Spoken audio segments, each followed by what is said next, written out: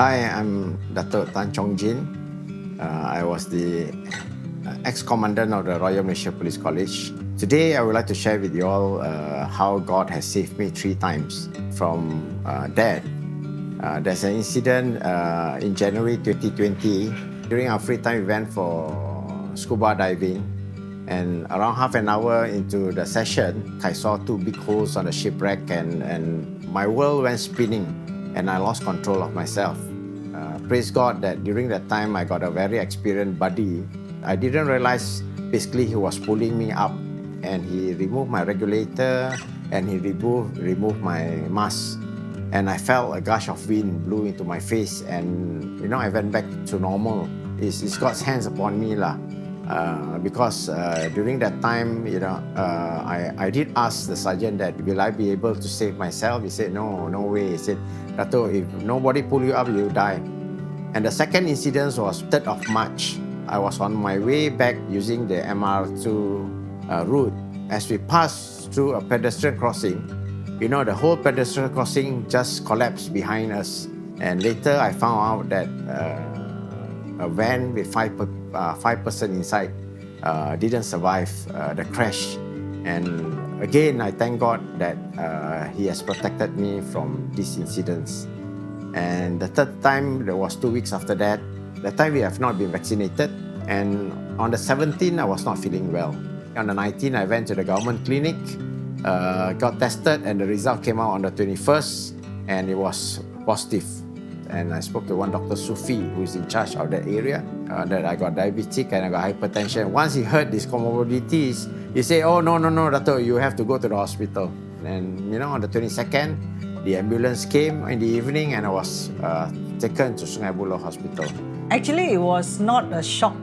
Looking back at it now, I believe that God does not put us in a spot just like that. He actually prepares us. CJ and my second son, Joel, they got COVID.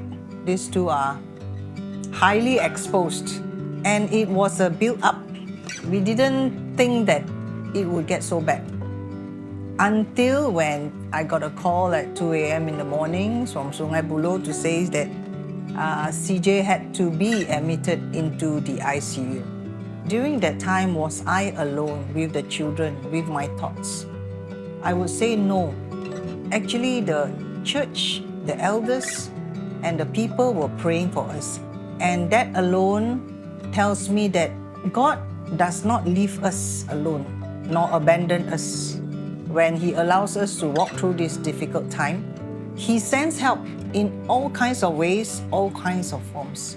On the 25th, Joel was sent to Sungai Buloh Hospital too, together in the same ward with me. But I think we only spent our time together for a few hours because around 2 a.m. On the 26th early morning, I was wheeled to the ICU because my condition have deteriorated. So I lost contact with the outside world. Basically, after intubation, I went into coma. But during that time, I spoke to God 3 times. I said, God, it's your will for me to go back to you. Forgive all my sins. I'm ready to go back. And during my coma, I saw Anna came with the children. I saw my family friends came to the hospital, all ready to take me back. Then I saw at my house, the casket is already ready in the hall. And the hearse is already parked at the hospital. 3 days after I went into coma, doctor called Anna to say that, your husband's condition has gotten worse and, you all have to get ready lah. I actually shared this with the church elder, Elder Liu, and even with a few Christian friends. But all of them gave the same confirmation, and that was, it's not time for him yet.